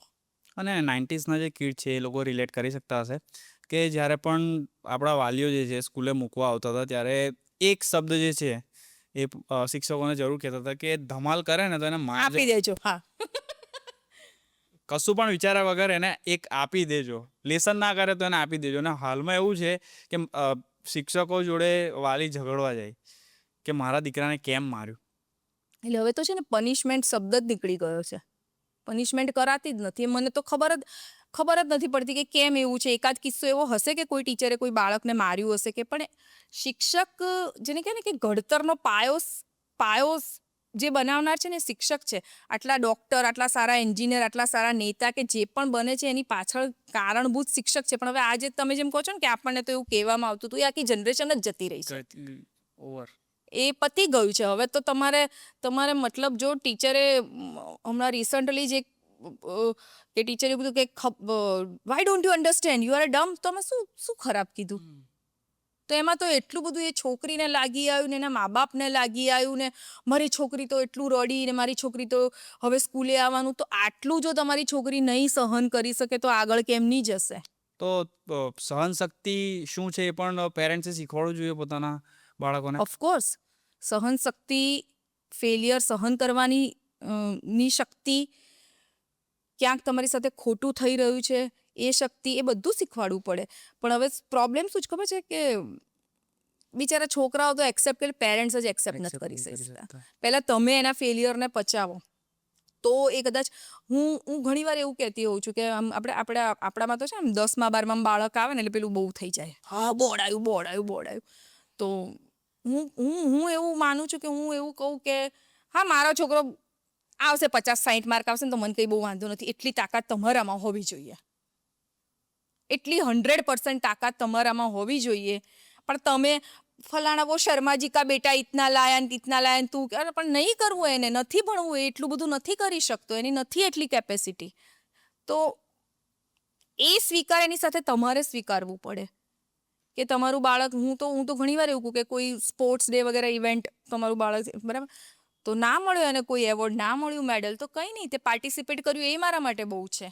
એટલી પીઠ થપથપાવી તો પડે જ. પેરેન્ટ્સ થઈને એના ફેલિયરમાં તમારે એનો સાથ આપવો જ પડે.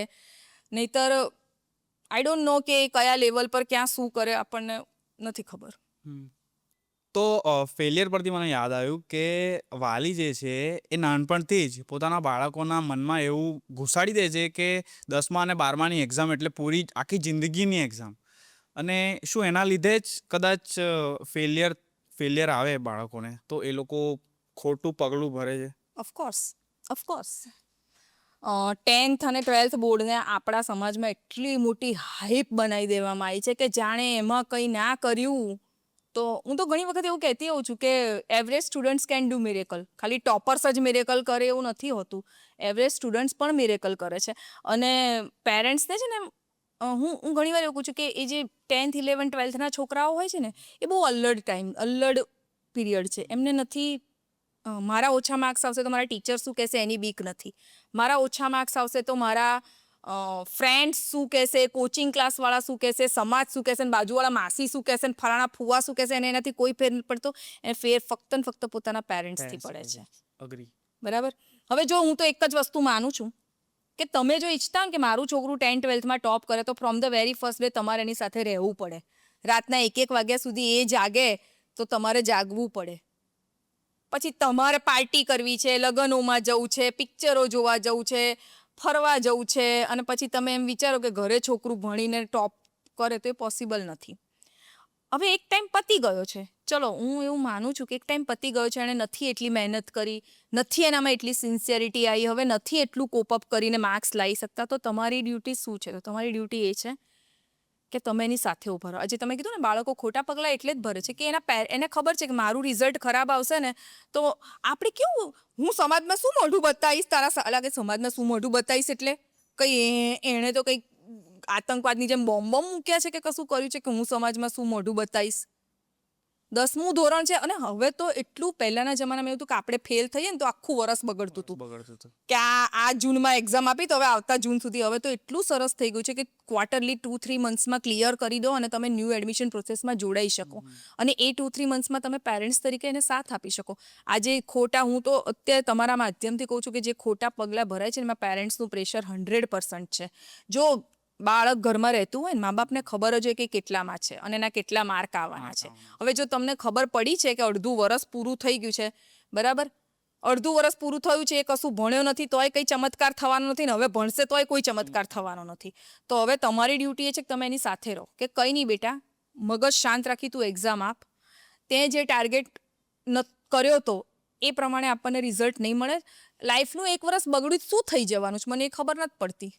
એકાદ વર્ષ તમે બગડ્યું, એકાદ વર્ષ ડ્રોપ લઈ શાંતિથી તમે એની સાથે બેસશું કે આપણે સારા કોચિંગ શોધીશું, આપણે સારા ક્લાસીસ કરીશું, તારી ક્યાં ભૂલ થાય છે કરીને, તો એ જો સપોર્ટ એને મળશે ને તો ખોટા પગલાંને બધું, કારણ કે હવે તો એટલી બધી વસ્તુઓ આ વસ્તુ રોકવા માટે કે આ ખોટા પગલાં ના ભરે એના માટે હવે બહુ બધી વસ્તુ સરકાર પણ કરી રહી છે.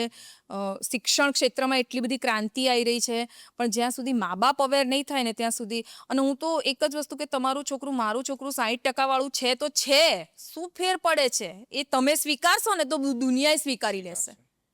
પણ આપણે સમાજનો જે ભય છે, સબસે બડા રોગ ક્યાં કહેંગે લોગ, એના એ પ્રેશર આપણે ડાયરેક્ટલી બચ્ચા પર નાખીએ છીએ.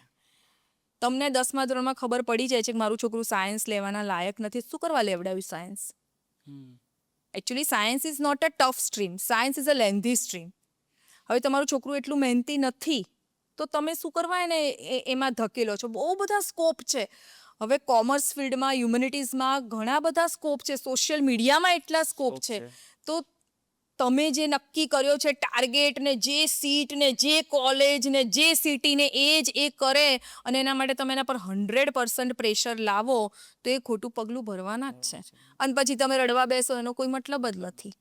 From the very first day either support your kid to gain good marks.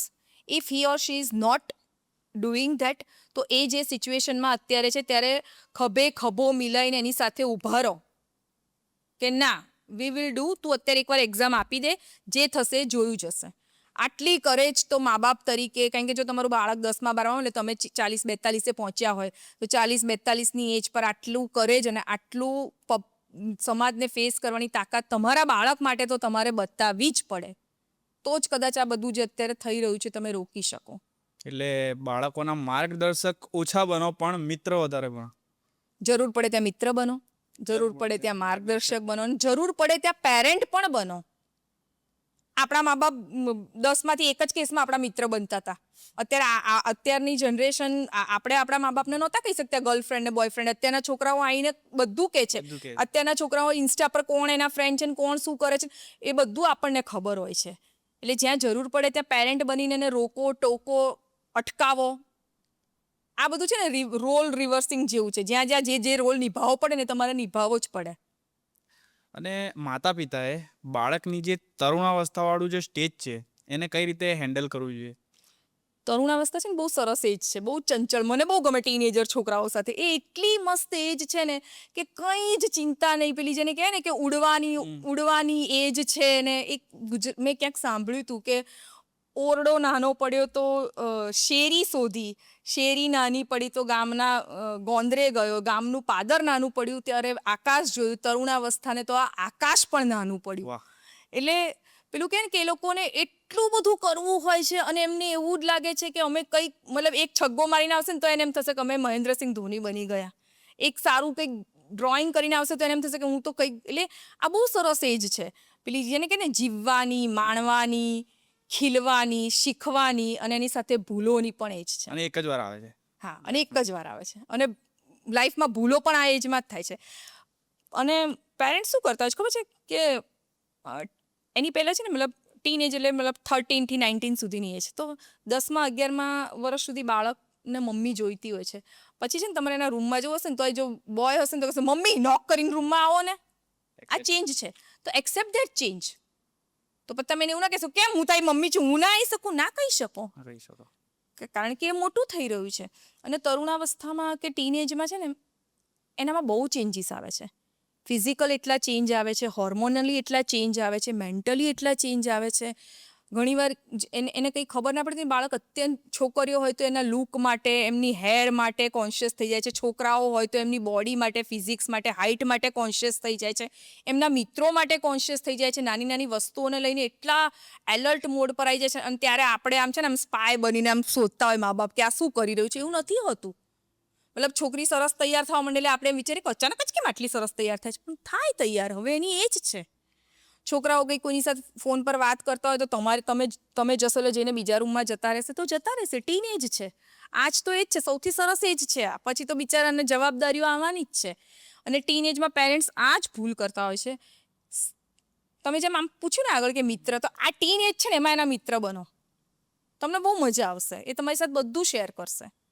અને જ્યાં એવું લાગે કે બેટા એક બાઉન્ડ્રી લાઈન બતાવવી બહુ છોકરાને બાળકને બહુ જ જરૂરી છે. હું હંમેશા મારા સનને એવું કહું છું કે તું કોઈ છોકરાને લાફો મારીને આવીશ કે તું કોઈની જોડે પીટાઈ કરીને આવીશ તો હું તને કારણ પૂછીશ અને પછી તારી સામે, પણ કોઈ છોકરીની તારા માટે કમ્પ્લેન આવીને તો હું સીધો તને લાફો મારી દઈશ. સીમા રેખા, લિમિટ. હા, આ બાઉન્ડ્રી એને બતાવવી જરૂરી છે કે તારી ક્યાં તારી આટલી ભૂલો. હા, મને કોઈ એમ કે હમણાં એક પેરેન્ટ એક જણાવ્યું હતું કે મારો છોકરું છે ને એમ કે રિસેસ પડી જે પૂરી થાય ને મેડમ તો એ સ્કૂલમાં રમ્યા જ કરે છે, પીરિયડમાં ક્લાસમાં પાછું નથી જતું, પછી ટીચર શોધતા એને આવે. તો મેં એને પૂછ્યું તો મને કહે છે મને બહુ ગમે છે એમ કે વોલીબોલ કોર્ટમાં રમવું મને બહુ જ ગમે છે, બધા ના હોય ને ત્યારે મને રમવું બહુ ગમે છે. તો મેં તો આ કંઈ ખોટું નથી, એ વોલીબોલ જ રમે છે. હા, સમય ખોટો છે એ ઇવેન્ચ્યુઅલી આપણે એને સમજાવી શકીએ. એટલે આ અવસ્થા જ એવી છે કે એમાં તમારે છે ને તમારા છોકરાઓ જવાબ આપતા બંધ થઈ જશે. હા, ના, યસ અને નોમાં જ જવાબ આપશે. તો સ્વીકારો, એક્સેપ્ટ કરો. એ એજને એક્સેપ્ટ કરશો ને તો તમારા માટે ને એના માટે બંને માટે ઇઝી ગોઈંગ થઈ જશે. ઘણીવાર એ બેમાંથી એક પેરેન્ટ એવું હોય કે કમ્પ્લેન કરે કે આ જો જવાબ નથી, તો સમજાવો. ટીનેજ છે ને આપણામાં એવું કહેવાય છે કે દીકરીઓ પપ્પાથી વધારે ક્લોઝ હોય ને દીકરા મમ્મીથી વધારે. પણ જેવા ટીન એજમાં આવશે ને ત્યારે આખું રોલ રિવર્સ થઈ જશે. છોકરીઓ એ વખતે મમ્મી જોડે વધારે ક્લોઝ થશે, છોકરાઓ પપ્પા જોડે ક્લોઝ થશે. કારણ કે એમને જે કહેવું છે એ શેર મમ્મી જોડે વધારે કરી શકતો. જ્યારે તમારી સાથે શેર કરે ત્યારે તમે એટલી એને બાંયધરી અપાવો કે હા હું તારા માટે સૌથી સેફેસ્ટ પ્લેસ છું. આજે અને આવનારા બધા વર્ષોમાં I am the safest place for you, કે તું તારી કોઈ પણ વાત મૂકી શકે છે. તો ટીનેજ બહુ મજાની થઈ જશે એના માટે અને તમારા માટે પણ થઈ જશે. હા, અત્યારે જે જમાનો ચાલી રહ્યો છે કે નાની ઉંમરના છોકરાઓ આપણે ઘણીવાર જોતા હોય છે સિગરેટ પીતા હોય છે, આ છે તે છે બધું, તો તમારે વોચ રાખવી જરૂરી છે. પણ એ વોચનો મતલબ એવો નથી કે તમે આમ ડિટેક્ટિવ બનીને પાછળ ફર્યા જ કરો. સિમ્પલી પૂછી જ લેવાનું બાળકને કે શું હતું ને શું નહીં. તો એ તમને કહેશે બ્રિજ બનાવવો બહુ જરૂરી છે. એ બોન્ડનો બ્રિજ બનાવવો બહુ જરૂરી છે. એ બોન્ડિંગ બનાવવું બહુ જરૂરી છે. તો બાળકો પર દબાણ આપ્યા વગર એમને પ્રોત્સાહિત કઈ રીતે કરવા? જો અમુક વસ્તુ છે એમ હું એમ કહું કે કોઈ બાળકને ભણવું નથી પણ ભણવું તો પડશે જ, ચાલવાનું તો છે જ નહીં. કે આજના જમાનામાં ભણતર અને સર્ટિફિકેટ સિવાય કશું જ નથી. તો તમે એની સાથે બેસો, એને જ્યાં ભૂલો થાય છે કે જ્યાં એને ક્યાંય નથી આવડતું તો ક્યાં એના તમે સોલ્યુશન શોધો. કે એમ કે મમ્મી મને ઘણા બધા એવું છે કે ઘણા છોકરા એવું કહે છે મને મેથ્સ નથી આવડતું. તો તમે મેથ્સનું સોલ્યુશન શોધો, કોઈ સારા ટ્યુટર શોધો, ઓનલાઈન હવે બધું મળતું હોય છે, એટલે એની સામે સોલ્યુશન આપો. રોજે રોજ એને મારી પકડીને બેસાડશો ને તો કદાચ, અને છે ને એક વસ્તુ હું તમને બહુ કહું કે દરેક બાળકની 11-12 સુધી કોઈ પણ બાળકની લર્નિંગ કેપેસિટી, ભણવા બેસવાની કેપેસિટી 1.5 કલાકની હોય. 1.5 કલાકથી વધારે કોઈ પણ બાળક ના ભણી શકે. હા, 11મા-12માના છોકરાઓને ભણવું પડે છે, એ લોકો એટલી કેપેસિટી. બાકી આપણે જો વાત કરીએ 7th 8th સુધીના છોકરાઓની, એની લર્નિંગ કેપેસિટી 1.5 કલાક. અને એટલે તમે જો સ્કૂલમાં પણ કેવું હોય કે 2 એકેડેમિક્સ હોય, કે સાયન્સના અને મેથ્સના પીરિયડ હોય તો પછી એક પીટીનો પીરિયડ હોય, એસએસએસનો સોશિયોલોજીનો પીરિયડ હોય તો એના પછી એકાદો કોમ્પ્યુટરનો કે ડ્રોઈંગનો પીરિયડ હોય. કારણ કે 1.5-પોણા 2 કલાક પછી ધે નીડ રિફ્રેશમેન્ટ. એનાથી વધારે જો બાળક બેસે ને તો એ ખાલી ચોપડું પકડી જ રાખે. તો જો તમારું બાળક દિવસના 1.5 કલાકના 3 ટ્રાયલ્સમાં બેસે છે તો દેટ ઇઝ વેરી ગુડ. એટલી જ આશા રાખો. અને હું એવું કહું છું કે તમે તમારા બાળકને એવું કે મને તારી મહેનત દેખાવી જોઈએ. રિઝલ્ટનું જે થવું હશે એ થશે. મને તારી પ્રેક્ટિકલ મહેનત દેખાવી જોઈએ કે તું વાંચે છે, પ્રોપરલી વાંચે છે, એટલું દેખાવું જોઈએ. કેમ ઊભો થયો? હજી તો 1 જ કલાક થયો છે, પણ પતી ગઈ એની કેપેસિટી. 1 કલાકથી વધારે નહીં બેસે તો કાં તો પગ હલવા મળશે, કાં તો હાથ હલવા મળશે, કાં તો કંઈક બારીઓમાં ડોક્યા કરશે. દેખાડો કરશે. હા, કાં દેખાડો કરશે. તો પછી એવા ભણવાનો તો કોઈ મતલબ જ નથી. એટલે 1-1.5 કલાકનો ટાઈમ એ ભણે છે તો બહુ જ એટલો ઇનફ છે. એના ન્યુટ્રિશન પર ફોકસ કરો, એના ડાયટ પર ફોકસ કરો, એ રોજની એક ફિઝિકલ એક્ટિવિટી કરે એના પર ધ્યાન આપો, થોડુંક મ્યુઝિક સાંભળે, થોડાક ફ્રેન્ડ સાથે રમવા જાય, થોડુંક સાયકલિંગ કરે. તો આ બધું કરશે ને તો ધીમે ધીમે જે વસ્તુમાં એને ઇન્ટરેસ્ટ નથી ને એમાં આપણે પ્રોત્સાહન આપવાની બી જરૂર નહીં પડે. એ જાતે જ ડાયવર્ટ થઈ અને automatically we can get the result. So ma'am, માતા પિતાએ જે છે બાળકોની જીદ પૂરી કરવી જોઈએ કે એ લોકોને ના પાડતા શીખવું જોઈએ? એટલે છે ને આપણે કહેવત છે, રાજહટ, સ્ત્રીહટ અને બાળહટ. બાળહટ કોઈ પહોંચી ના વળે. એટલે બાળક જીદ તો કરવાનું જ છે. કરવાનું જ છે. જ્યાં, અને કેટલી એજ સુધી કરશે? અમુક એજ સુધી કરશે ને પછી તો તમે કહેશો ને તોય ના પાડશે કે આ મારે નથી જોઈતું. નથી. એટલે કાં તો, અને હવે અત્યારે તો છે ને આ જમાનામાં બહુ ઇઝી ગોઈંગ 1 કે 2 ચાઇલ્ડ હોય છે, પણ 100% અયોગ્ય જીદ આપણે એની પૂરી ના કરી શકીએ. હવે હું છે ને એક બહુ સરસ ટેકનિક તમને બતાવું કે તમારું ફર્સ્ટ સ્ટાન્ડર્ડમાં બાળક હોય ને એની પહેલાં તો બહુ જીદ એ લોકોની હોતી જ નથી. તમે જે આપો ને એ બધામાં ખુશ બિચારા. ફર્સ્ટ સ્ટાન્ડર્ડ પછી એ લોકોને ખબર પડે છે કે મારે આ જ જોઈએ છે, મારે આ જ કલર જોઈએ છે, મારે આ જ ટોય જોઈએ છે, મારા ફલાણા ફ્રેન્ડ પાસે આ છે. તો કેલેન્ડર હોય ને તો એને બતાવો કે આ 1 મંથમાં તને 3 વસ્તુ લઈ આપવામાં આવશે, કે તારી કોઈ બી 3 જીદ પૂરી કરવામાં આવશે. It's a game type of process. તો he or she will also enjoy. પછી ક્યાંક તમે ગયા હોય ને માંગે ને તો કે જો પછી આ લઈ આપીશ, પછી એક જ વસ્તુ બાકી રહેશે. તો આનાથી એને વેલ્યુ ખબર પડશે, થોડીક ડિસિપ્લિન આવશે એનામાં કે ના પપ્પાએ મને, અને તમે જો એને પ્રોમિસ કર્યું છે ને કે હું 3 વસ્તુ, તો ભાઈ 3 વસ્તુ લઈ આપો જ. એ બી તમારી ડ્યુટીમાં બી એ વસ્તુ આવે જ છે. તો આવું થોડું ઘણું તમે કરશો ને તો એની જીદ ઓછી થશે. બીજું, અમુક અયોગ્ય જીદ કરે છે ત્યારે આપણે આમ પહેલાંના જમાનામાં કે આજે તો નહીં જ મળે, કાલે તને મળશે, તો ભાઈ કાલે આપવાનો છે, ભાઈ આજે આપી દો ને. એટલે એ બધા ખોટા ટેકનિક વાપરવાની જરૂર નથી. તમને એવું લાગે કે હા મારા બાળકને જરૂર છે તો આપો. વસ્તુઓની જીદ, એને એવું કહો કે ઓલરેડી તારી પાસે આ છે તો એ નહીં મળે. એ ઇવેલ્યુએટ કરતાં એને શીખવાડો, તું કંઈક નવું માંગ તો તને આપું, તું કંઈક બીજું કહે તો હું તને આપું. ઓપ્શન્સ તમે આપશો ને, હા તે તમને તમારું છોકરું એમ કે મેં રિમોટ કંટ્રોલવાળી કાર જોઈએ છે, તમે એવું કહેશો ના તને રિમોટ કંટ્રોલ ના બદલે હું તને કાલે ક્યાંક લઈ જઈશ, તો એ નહીં માને. નહીં માને. તમારા ઘરમાં ગમે તેટલા ગેજેટ્સ છે પણ એને પેલું રોડ પર આમ ટકટકવાળું રમકડું ગમતું હશે ને તો એને એ રમકડું જ ગમશે. પણ તમે એવું કહો ના આપણે આવા રોડ પરના રમકડા તો એને કંઈ કે બાળક છે, એને ખબર જ નથી પડતી, એને જોઈએ છે એટલે જોઈએ જ છે.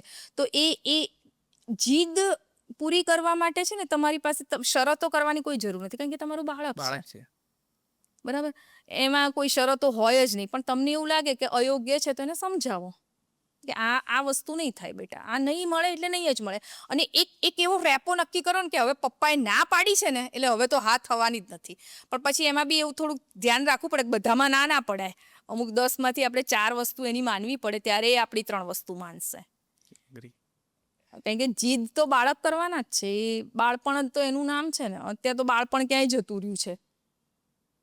So ma'am, as a parent and as a 90s kid during this podcast, જ્યારે પણ બાળકની વાત આવી ત્યારે હું એઝ અ 90s kid હું મને જ એ કરી રહ્યો હતો, અને એઝ અ પેરેન્ટ જ્યારે પેરેન્ટની વાત આવી ત્યારે હું પોતાની જાતને રિલેટ કરી રહ્યો હતો. અને this podcast is so interesting, મને બહુ ઇન્ટરેસ્ટિંગ લાગ્યો હોસ્ટ કરવાનું.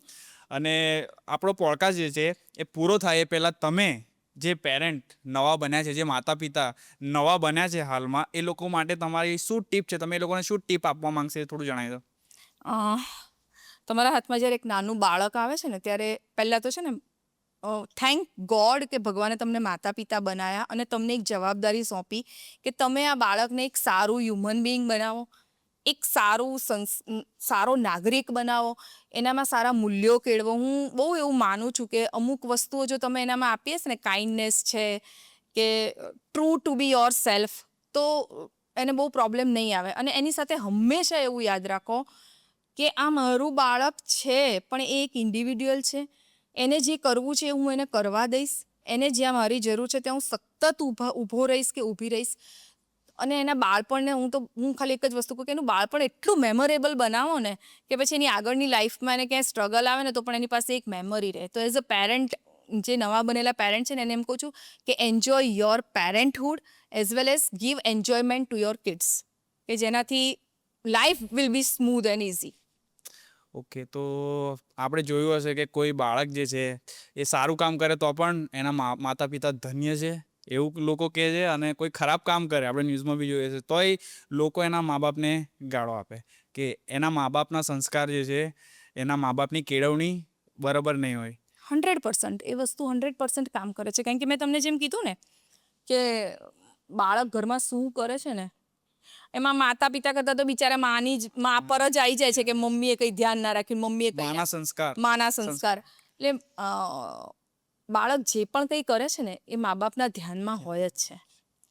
એટલે when you start ignoring the bad things, મેં ઘણા બધા ફેમિલીમાં એવું જોયું છે કે કંઈક બાળકે કંઈ ભૂલ કરી હોય ને તો જો પપ્પા સ્ટ્રીક હોય તો પપ્પાથી છુપાવવામાં આવે કે કાં તો પછી એને સતત બી પપ્પાને કહી દઈશ, પપ્પાને. એટલે પછી બાળક છે ને મમ્મીને ગમે એમ કહીને પટાઈ દે કે પપ્પાને ના કહી દઈશ. એટલે when you start ignoring the bad things, ત્યારે એ વસ્તુ એનામાં ડેવલપ થતી જાય છે અને એ ગુનાહિત પ્રવૃત્તિઓ તરફ કેળવાય છે.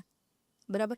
જ્યાં પહેલી વાર લાગે કે અને જે ખોટું છે એ ખોટું જ છે, અને જે સમયે ખોટું છે એ સમયે તમારે એવું વિચારો કે હું માં થઈને સપોર્ટ, પણ એ વખતે એવું વિચારો કે જો હું આજે એને સપોર્ટ કરીશ તો એનું આવતીકાલ બગડશે, એનું ફ્યુચર બગડશે. તો ત્યારે એ જ્યારે બી ખોટું કરે છે ને ત્યારે એને 100% એને પનિશમેન્ટ આપો.